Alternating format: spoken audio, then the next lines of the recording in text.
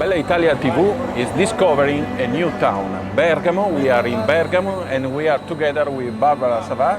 Ciao Barbara, tour guide, and it's a pleasure to talk and to spend all the day together with you because you will help us to discover this so beautiful town. But let's start to go to the upper city through the Funicolare.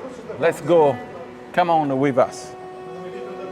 Barbara, let's go to the Funicolare. It's a wonderful place, a historical place, and now you tell us. Of course, I'm telling you what we are doing. We are taking the historic funicular of Bergamo. I said historic because it was built in 1887, that is to say almost 150 years ago. And so it's a very nice trip because it takes just 2.5 minutes to get to the upper town. We are alone inside the funicular, so we are very lucky. We are very lucky. And the peculiar thing about Bergamo is that about this funicular is that we are passing through the Venetian Walls, the walls that encircle all the upper town of Bergamo, built by the Venetians. In 1887, there was this tunnel was excavated to make way for the cable cars of the funicular, and so I'll show you when we are going to pass through the walls. How many people can stay inside this funicular every time? Cable cars. There are 2 cable cars and 50 people for 25 each, so 15 all. So let's give us some number about Bergamo. How many citizens live in upper city, and how many citizens in the lower town? In the lower town. Most of the people live in the lower town because the total amount of people is 120,000 people in all Bergamo, and out of this only 4,000 people live in the upper town. You will see why. It's very characteristic, but it's not so nice to live in. So upper town is more touristic town? No, it's not just touristic, that it's small. The thing is that it's small, and so it can house just a few people living there. And then, of course, we are passing through the walls. In this moment, can you see these brick walls and stone walls are the Venetian walls dating back to the late 1500s, which are today a UNESCO site. Since 2017, Bergamo walls are enlisted in a UNESCO site. And how many funicular there are in Bergamo? Yes, this is a thing that many people don't know. We are very good at knowing this. There are 2 funiculars, the one connecting the lower town with the upper one, and the second one, which is a bit more recent, dating from 1913, connecting the upper town to the area that we call the hills of Bergamo with the castle of San Vigilio. Thank you, Barbara. Let's go ahead. Just landed from the funicular. Now we enter inside the Mercato delle scarpe, Piazza Mercato delle scarpe. This Barbara. is the Shoe Market Square, one of the most important access points of Bergamo, because I don't know if you can notice, but there are as many as 7 roads meeting in this small square. This has always been the main access to the town from southwest, that is to say Milan, and from southeast, that is to say Venice. So everybody coming to Bergamo until mid-1800s would arrive to this point of the town. So let's go to the center of the upper city.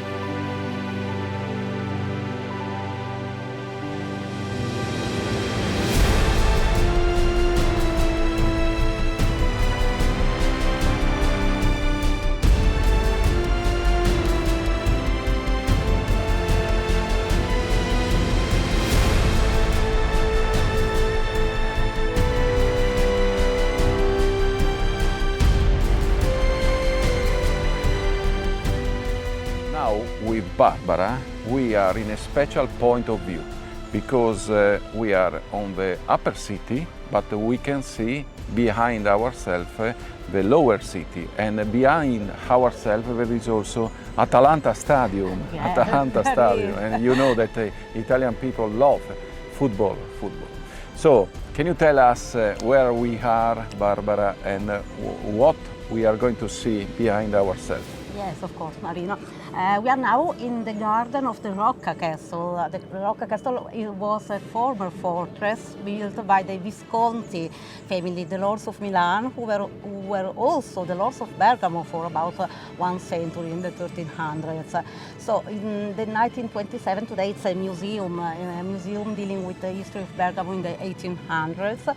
But in 1927, the municipality of Bergamo also bought this garden and converted it in a memorial garden in memory of all the Bergamo soldiers who lost their life during the First and then the Second World War.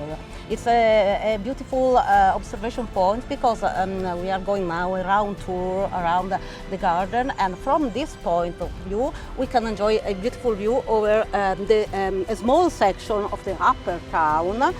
Over here, all these greenish parts are private properties belonging to a villa, to a palazzo that is called Palazzo Moroni. So it's one of the two palaces that you can actually visit.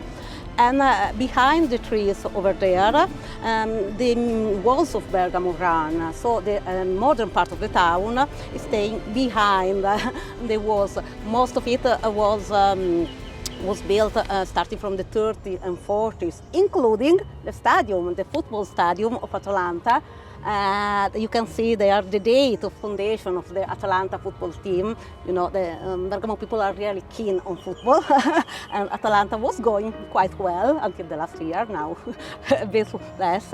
And you have to think that when the stadium was built in the 30s of the 1900s, there was nothing around it. It was in the courtyard or in the outskirts, of the town. Today it's in the center of the lower town. So everything you see around was built in those years, more or less, between 1930 and 1950. And you can tell the difference between the architecture, the structure, the colors as well, of the upper part of the town and the lower one. But Bergamo city is also the city of 1,000. Yes, Can you tell us the history yes. of Garibaldi and the 1,000? Because Yes. a lot of 1,000 came from Bergamo. Yes, it's true. You are very well informed about this. Bergamo has this honorific title which was given to the town in 1960 in the occasion of the first centenary of the expedition of the 1,000, the famous expedition led by Giuseppe Garibaldi, who was one of the first action which brought to the creation of the King of Italy in 1861. And so Garibaldi left from Liguria, from Genoa, with a party of about 1,000 volunteers to Sicily in May 1860, and out of 1,000 more or less volunteers, we say that we can tell that 174, 175 were from Bergamo. Came from Bergamo. Yes. And that's why we have this. Bergamo is well known as the town of the 1,000, and also it's the birthplace of Gaetano Donizetti. These are the two most important facts related to the history of Bergamo. Okay, Barbara, now we can go Yes, around. We are going to make a La round Rocca. tour so that we can enjoy also the view over the roofs and the towers of the upper part of Bergamo.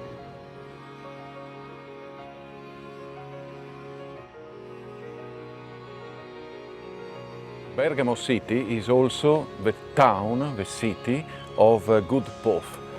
Papa Giovanni XXIII, il Papa Buono. Everybody remember the history of Papa Giovanni XXIII, and maybe Barbara can tell us something more. Yes, of course. From here we can see the seminary where Pope John XXIII, whose real name was Angelo Roncalli, studied, and later on he was also a teacher in the same seminary. He was was Pope for just 5 years, from 1958 until 1962. but is still one of the most famous pope of the history of Christianity because he was the one who wanted the Second Vatican Council. It was the council during which it was decided that the services, the masses, should be in the local language and not in Latin as it was until then. So, and you see that the seminary is located on the top of one hill. Bergamo, one thing that many people don't know is that Bergamo is built on hills, on 7 hills to be precise, just like Rome. So on 7 hills, and you can tell this from the difference in age of the houses that we see in front of us, which are located on different points of the slopes of the hill. And Papa Giovanni XXIII studied in this seminary. Yes, in this seminary he then, before of course becoming Pope, in his 20s more or less, so he was born in 1881, so at the end of the 18th century he studied there, not in the modern shape that we see today, because the seminary was built with the occasion of the election of to Pope of Pope John the 23rd, but in the seminary that was there before this. Today it's dedicated to Pope John the 23rd, just as the hospital of Bergamo, that is again named after Pope John. Thank you, Barbara. Let's go through Yes. Bergamo city and we will discover other special things.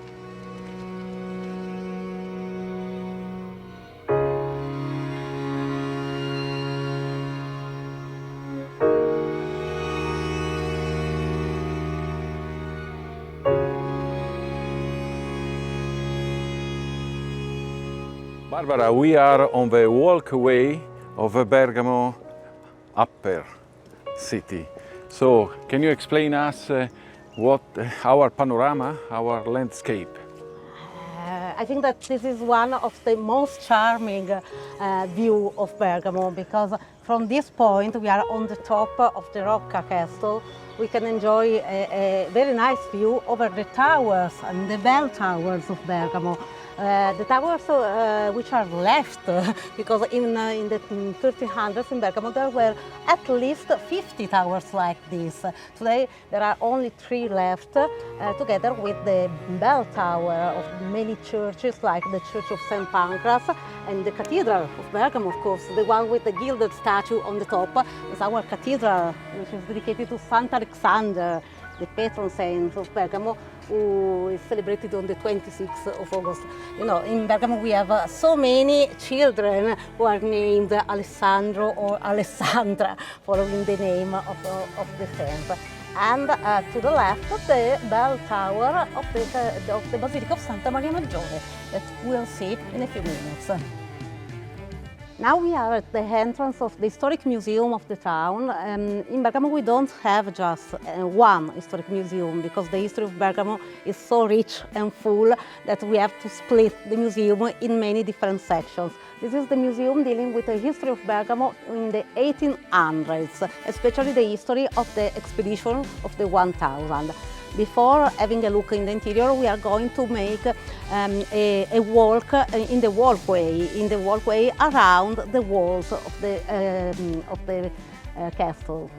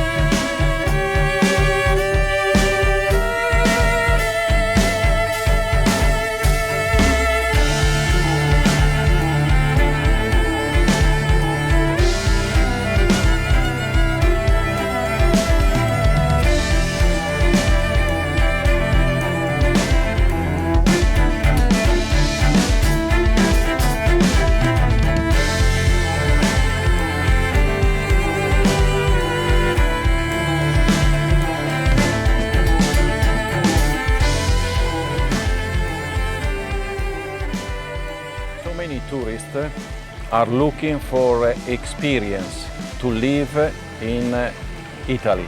And one of the most important things in this kind of town is the local. So in a world that is going on through the global, Bergamo still take the tradition, and the local is very important. So can you tell us about the experience that you can live doing shopping also in this upper city? Visiting the upper town is just like making a jump in the past, because if you look around, you've been walking for a while, you have seen that there are not just simple shops, the shops we are used to, the shop that we can find and will find in the lower town. In the upper town there are no shops, there are botteghe that are very typical. There is also an association of the traditional shops. Most of them are still run by the same families which opened this shop many years ago. And so also if you have a look to the size and shape of the shops, you see that they have more or less the same colors, the same shape, the same size as well. You don't see any flashing lights, any neon lights, because they are forbidden.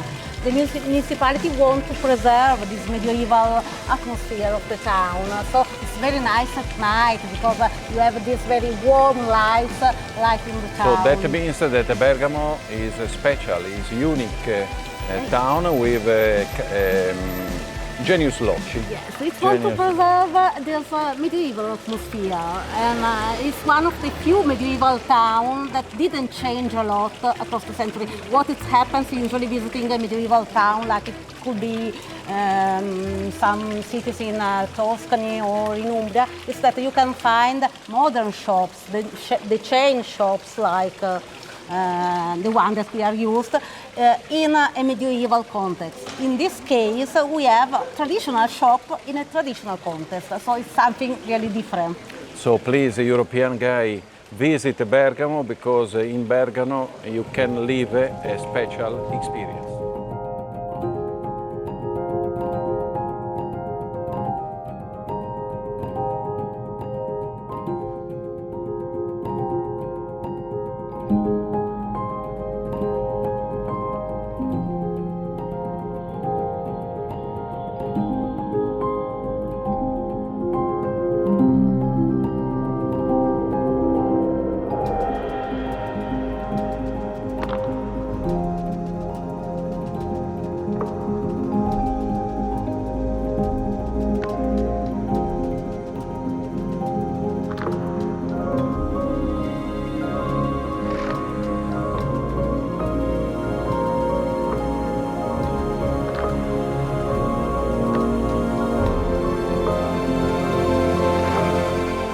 We are on the heart of a upper city in Bergamo, and we are in the oldest place, oldest square.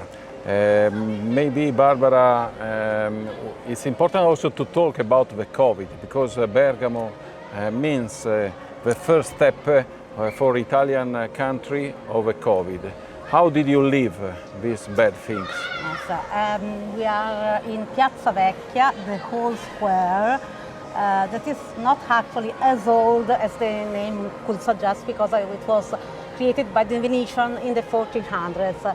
The thing is that now, today, you see lots of people around, you see school trips, but until last year there was nobody here because we were under lockdown. As you know, Bergamo was one of the most badly hit towns in Italy by COVID. It was the first outspread of COVID in Italy started from here, and so we suffer a lot about this. We had lots of people dying because of COVID. We are very happy that now things are getting better, but it was a bad moment for everybody. Yeah, bad moment, but sometimes can become also a good moment because Yes. of the solidarity that all the world showed to Bergamo. It was very important. Yes, it was, thank God. We had the solidarity of everybody. And one of the things related to COVID is that during the COVID outbreak, there was an important national contest in Italy organized by this company that is called Rigoni.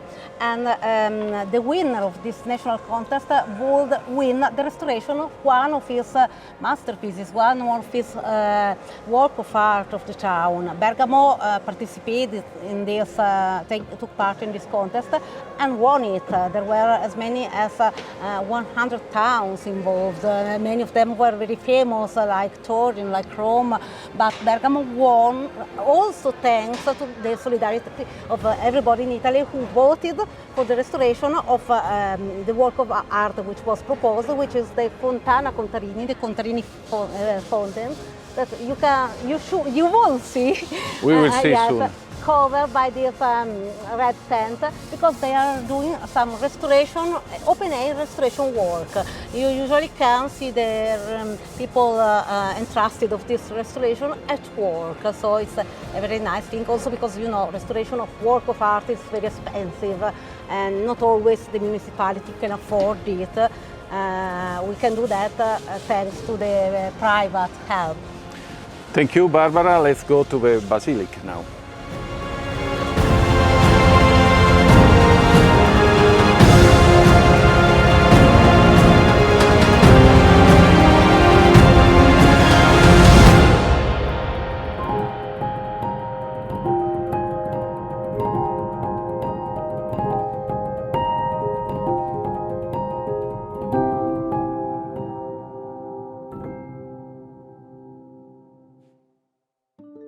Barbara, now we are going to see the oldest part of the city, the scavi romani. The Roman remains. remains. The Roman remains. What is left by the Roman domination, because long time before being Venetian, Bergamo was a Roman town. Was a Roman town for more than 7th century. And what is left of the Roman time are just 3 small portions of the Roman town, including the Foro, the market square, which was located more or less in the same place where Piazza Vecchia, the old square, is today. Let's go and have a look. Let's go and have a look.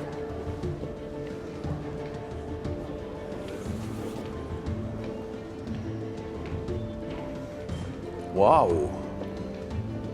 Unbelievable, so nice. Yes, it is. Many people don't expect Bergamo to be a Roman town. Unbelievable. Because the thing is that the Roman town is still existing, but 3 meters under our feet.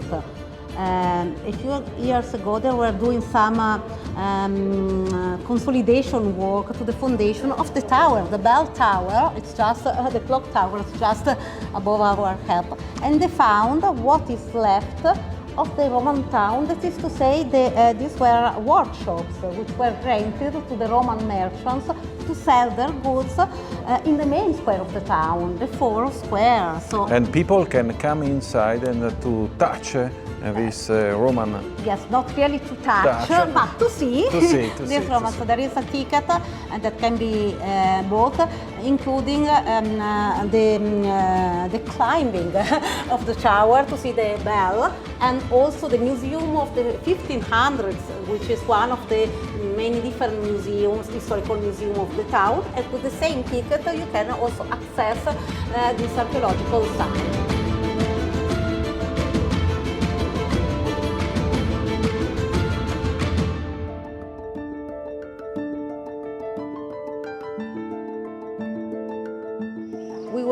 We have left the Piazza Vecchia, the whole square of the town, and we are now in Piazza Duomo, the Cathedral Square. This has always been the center of the religious life of the town, because as you can see, there are 4 religious buildings facing on this small square, which are the cathedral here with this white facade, the Basilica of Santa Maria Maggiore behind me, And then we have the Cappella Colleoni, the Colleoni Chapel, which is not actually a church, but it's a private funerary monument. And the last one, the baptistry dating back to the 1300s, that is still used for baptism. The children, the Bergamo-born children, are still taking baptism in this work of art dating to the 1300s. We are now going and visiting the best of this building, which is the Basilica of Santa Maria Maggiore, just for us.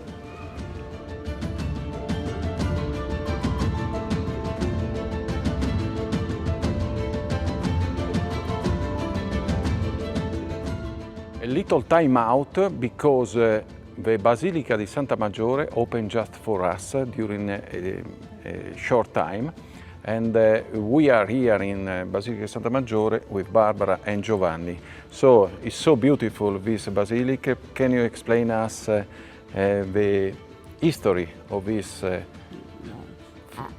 I'm sure that so beautiful basilica, please? I'm sure that Giovanni, who is the responsible for the basilica, for running the basilica, in charge of the Misericordia Maggiore, who is the charity association, which was founded in 1265. It's a very long time.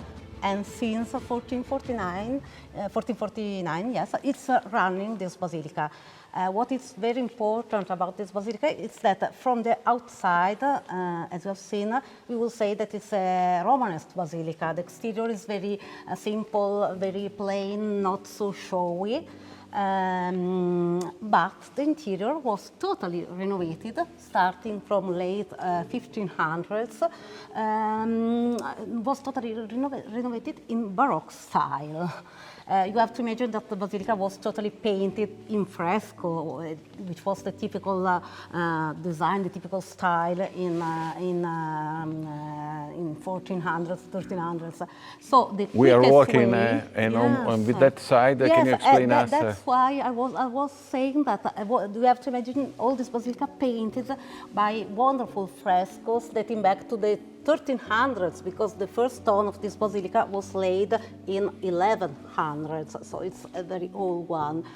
But the quickest way to renovate, to decorate the church was not painting it again, but covering the original frescoes, which were covering the walls, and with these beautiful tapestries. There are 25 tapestries of different schools, and different sizes too, because it's so big. Because 9 of them are Florentine. They come from the Florentine manufacturers, the same who were serving the Medici family of Florence. While all the rest are Flemish. There was a very important school of tapestries in what are today Netherlands. And so this beautiful tapestry with the story of the Virgin, of course, because the basilica is dedicated to the Virgin, were used to cover the original fresco. So, and they are so huge, some of them are so huge, like this one, this is a Flemish one, of course. They cannot display them whole because they are too big. This has just been restored, so you can tell that the colors are different, but anyway, the colors are different from the Florentine ones. This basilica, it's full of work of art. If you have a look around, we have this beautiful confessional, Baroque confessional dating to early 1700s by a school of woodworkers who was in Seriana Valley. They were called Fantoni and were very famous in the 1700s. And together with one, the funerary monument of one of the most important figure of Bergamo, who was Gaetano Donizetti. Gaetano, this is the funerary monument dedicated to him. He died in Bergamo. He was born in Bergamo, actually, and he died in Bergamo in 1848. And so this is funerary monument that is very, very touching, because if you I would like to point you out the 7 figures of children. You see that they are crying and stamping their feet and destroying the musical instruments.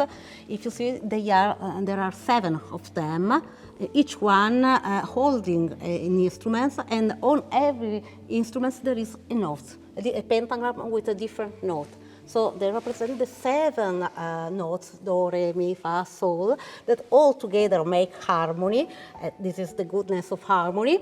And they are crying and mourning, saying that there is no point in keeping doing music because after the death of the master, nobody will reach his So our silence. television is talking to European people. Can you tell to European people why they have to come to Bergamo and to visit this basilica? Yes, they have to come, they must come. You cannot come to Bergamo and not visit the Basilica of Santa Maria Maggiore because it's a resume of all the different periods of story and art in Bergamo. The MIA, the charity foundation which runs this basilica, doesn't want to show just the last stage, the last time of this basilica, but all the period of the history of the basilica together. That's why you see these tapestries dating from 1500s, the confessional dating from 1700s. There is a crucifix hanging from the ceiling over there, dating back to the 1300s.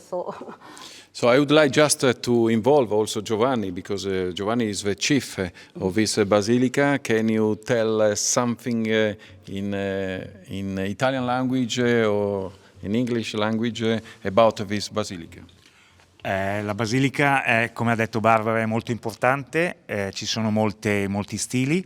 Senz'altro adesso andremo a vedere la cosa più interessante che abbiamo all'interno della basilica, vale a dire le tarsie disegnate da Lorenzo Lotto. Le tarsie sono dei lavori lignei fatti con il legno. Lorenzo Lotto, grandissimo pittore veneziano, che però ha vissuto per 13 anni a Bergamo, realizza il disegno delle tarsie. Bene, ci spostiamo verso Lorenzo Lotto.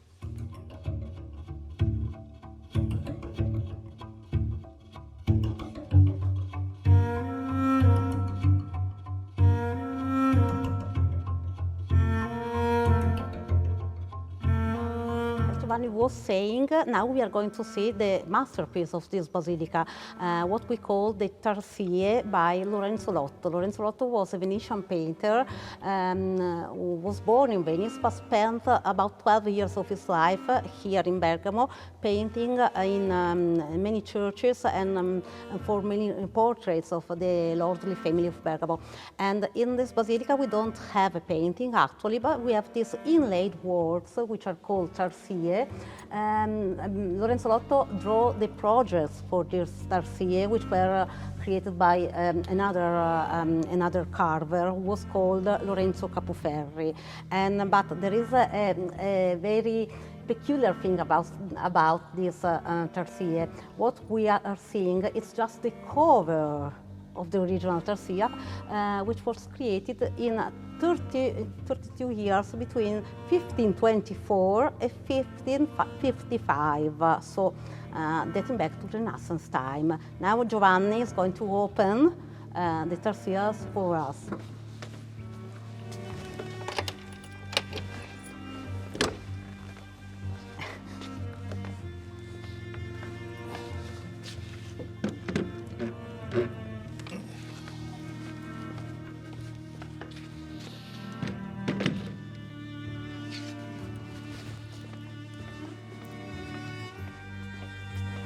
Giovanni, do you want to tell us what we are seeing? La particolarità di questi lavori è che sono fatti con il legno, ma i colori che vediamo sono i colori naturali del legno, non sono stati dipinti. Sono stati utilizzati circa 15 qualità diverse di legni per ottenere i colori che vediamo. Many people think that this is a painting, but actually it's not a painting, but a sort of puzzle created by 15 different kinds of wood, different trees, different plants, each one with a different color, which make this sort of white and dark effect like this. So they are all original, made by different plants. Per esempio, nella prima tarsia possiamo vedere un particolare che ci fa capire proprio l'effetto ligneo di quello che si diceva prima. Il tronco di quest'albero infatti è un pezzo unico di legno, radica di noce per la precisione. So, as you see, it's not so easy to get, but this tree that is was created in the first one of these 4 large panels of wood. It was made with a single piece of wood. It's a chestnut actually, and so he was so skillful to use all the different kinds of wood he had in order to create these effects.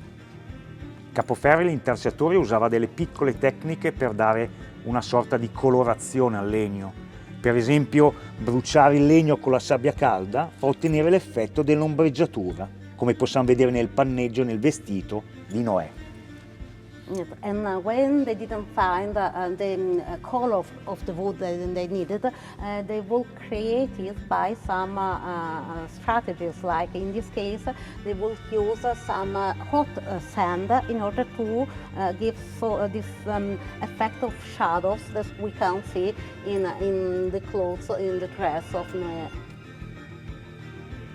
Le grandi tarsie poste sull'iconostasi, questa balaustra che divide la zona dell'altar maggiore dal resto della chiesa, rappresentano 4 momenti importanti tratti dall'Antico Testamento. La prima tarsia rappresenta la sommersione del faraone nelle acque del Mar Rosso. Yes, the 4 panels that we see, these are the largest of 69 tarsiers. There are 4 large panels here and then 65 smaller ones. Represent some story of the Bible, the Old Testament actually. The first one is the crossing of the Red Sea and the drawing of the Pharaoh. Il diluvio universale, l'arca di Noè, nel secondo pannello. The Noah's Ark and the flood. The second one.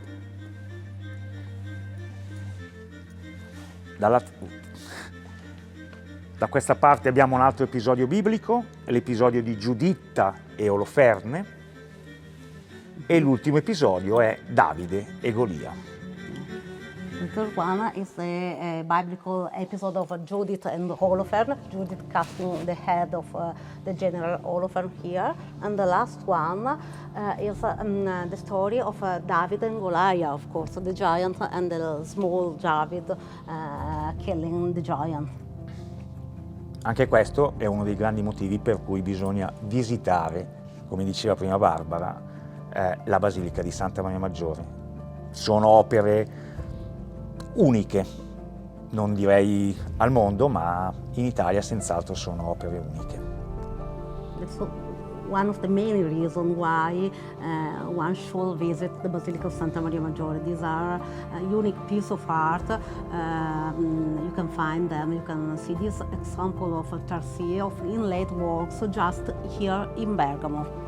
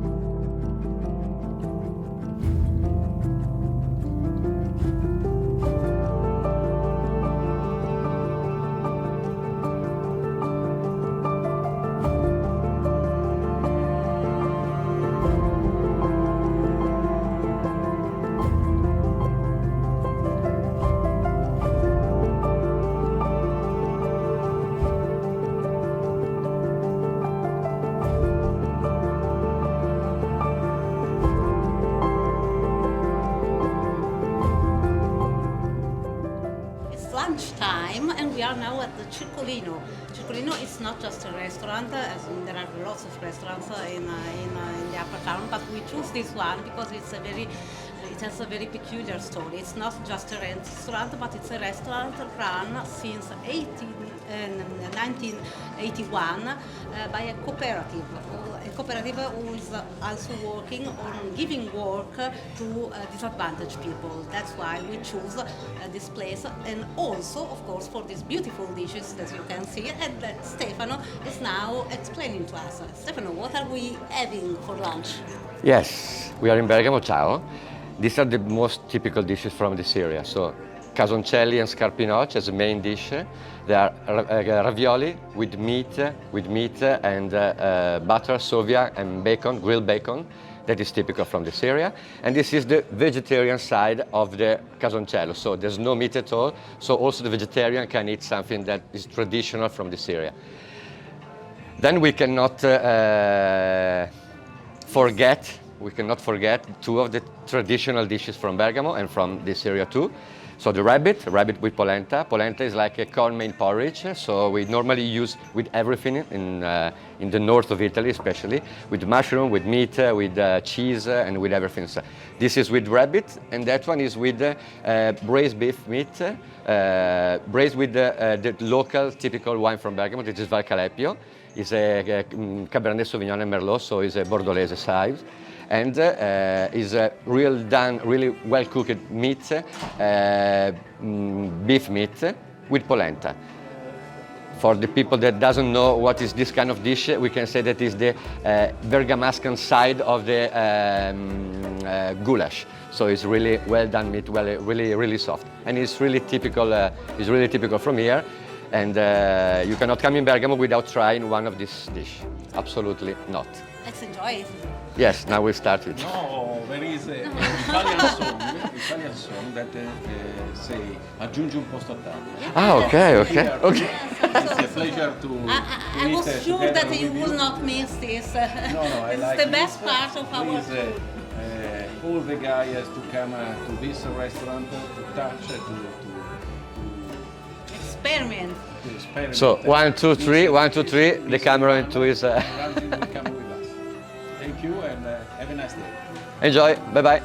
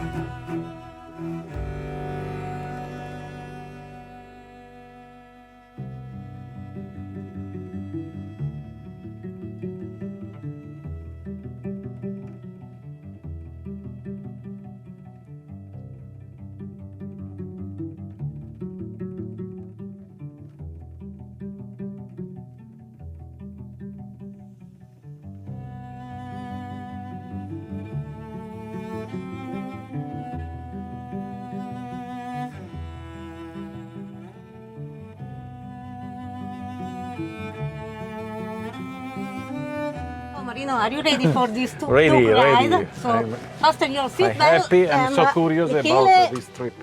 Let's go. Michele, we are on your hand. My pleasure. So we are on the tuk-tuk. Yes. What does it mean, tuk-tuk? Tuk-tuk comes from the Thai word. It's a means of transportation that is typical of the Eastern world, especially Thailand, China, and so on. And in this case, it's an electric tuk-tuk. It's more than a Yeah. golf car. Yes, it's something like a golf car, but it's electric. And this is a good point because also we have access to all the restricted area where usually car no can But go. Barbara, how will be our life in the next 20 minutes? Depending on of the driving. On Michele Driving driving skills. Yes, thank you, Michele. We are taking a ride going to the Astino Monastery, the former Astino Monastery, which is one of the most interesting parts of the town. It's a former monastery dating back to the 11th century that has been recently restored after the Expo of the 2015 that was here in Milan, in Lombardy, and now is undergoing a total renovation project, including not just the monastery but also all the fields and crops which are around the monastery, which once were used by the monks. So We are so happy because we are the feeling of a restart again. We saw in the upper city a lot of tourists and a lot of students. Yes. So many schools are coming here. yes, despite the rain, yes, thank God we have a lot of school trips. This is the period of school trip. It's not always like this, but it's a good point. Yes, we are very happy about all the people coming again to Bergamo. How is the road of this? Yes, but you see that all Bergamo ground is like this. These are called burlanti. This kind of stone are typical of the medieval villages like Bergamo Walls because they are called burlanti because they are river stones which took these rounded shapes by rolling in the stream of the rivers. That's why they are called burlanti. They are rolling stones. Yeah, even Ramsey is rolling now Yes, I know. with the This camera. is not the best thing to do with the camera, but it's worth the effort to hold the camera because you will see this road that we are taking that is called Via Sudorno. It's one of the most panoramic of the town. It's where all the villas and lordly buildings of the town are located because of this exposition to the south, you see. To the south side of the town, so it's the one which is almost all day long in the sun. That's why people who could choose decided to go and live here, to come and live here. Fine. I think most of the buildings, or most of the villas that we see around here. Now they we are spend- going to San Vigilio. Yes, we are we are going to Astino now. Ah, to Astino. Yeah, because. And there are lots of villas, and most of them dating back to early 1800s. This was and still is a residential area, of course. You can tell from the kind of building that we see around. And we still can enjoy another view over the lower town. It's a bit misty today, but Yeah, but it's beginning of giving May. its best for the day. It's normal because it's beginning of May. So, we see. And to get, you see that in a few minutes the landscape around us will be totally different from the urban one because we are going down, we are going back to the lower town now because Astino Monastery is located in the lower town. But once we are there, you wouldn't say that we are in a town, in an urban center. We have to say thanks to Tuk Tuk. It's a society. How yes, is yes, organized? it's a society of 4 entrepreneurs who started this project during the COVID outbreak again, thanks to this money who come connected to some projects about green tourism, about eco-compatibility and so on, and they are electric. So they bought 4 tuk-tuk like this, and we are arranging since last summer this tuk-tuk tour, which are really a good point for the town, because you can enjoy both the historical part of the town and the surroundings, which would be impossible to do on walk. Let us know something more about the Roman wall. No, Venetian wall. The Venetian walls. Yes. Is UNESCO recognized. Yes, the walls of Bergamo were enlisted in the UNESCO heritage list since 2017. It's not, to be honest, it's not just the walls of Bergamo. It's a transnational site, including the untouched walls. This is the distinctive point of the site. The untouched Venetian walls dating back to the 1600s in 6 different towns between Italy and Croatia and Montenegro as well. So 6 towns are involved in this project. But Bergamo was at the head of this part of town, that's why. Yeah. A part of this Venetian wall is, you told me before on the backstage, is also become private because Napoleone. Yes, the walls were built in late 1500s. It took 27 years to be completed. A long time, but not so long for the times. If you consider that they have a total length of more than 5 kilometers, so it's they are really massive walls. And at the beginning of 1800s, Napoleon, who took possession of the town, decided to sell part of the walls just to gain money, to make money, because he needed some money to finance his campaigns in Russia, and the famous Napoleon campaign in Russia. And so today we have some very lucky people who are living in a private house with a portion, a section of this UNESCO site. So they are very lucky. Yes, they are. The new generation is very lucky. Yes, of course, because it wasn't, they weren't part of the UNESCO site, era l'altra parte, ok.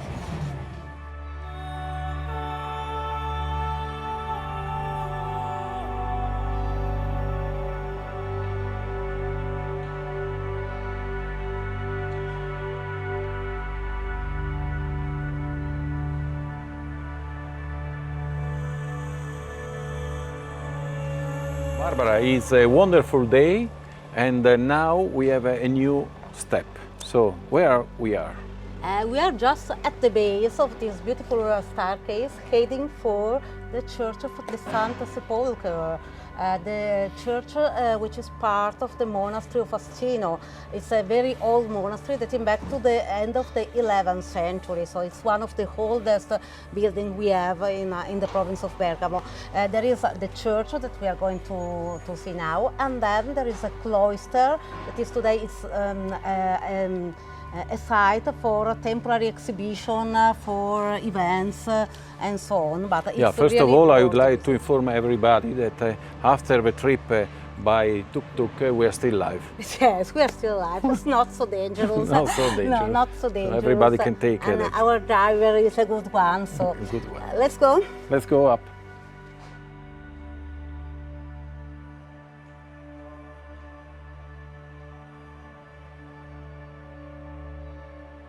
It's a church that people actually don't expect to find in such a rural context.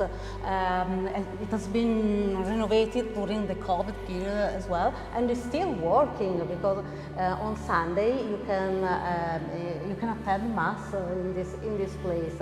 most of the frescoes that you see around, they expect the 1700s, the last time it was restored before last year. They are mostly local painters, so I don't expect you know them, but it's a very atmospheric church, I think. Don't you think, Marino? So nice, so beautiful. It's unexpected quality. Yeah.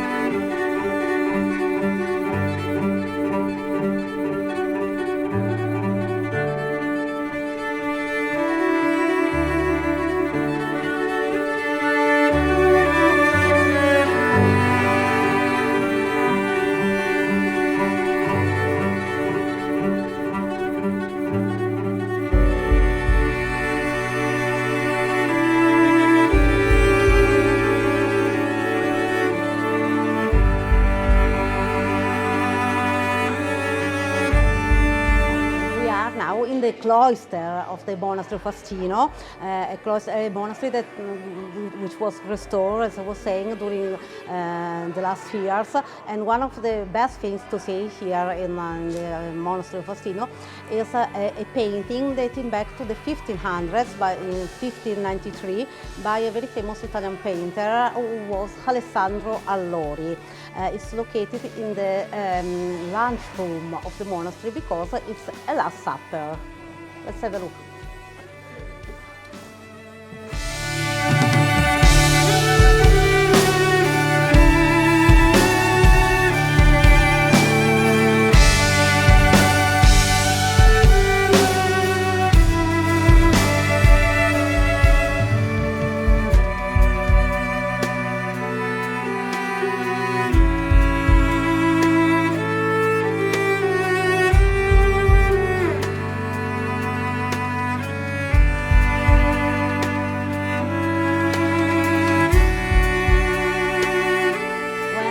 Talk about Astino, we refer not only to the monastery where we are now, but to all the valley where Astino Monastery is located.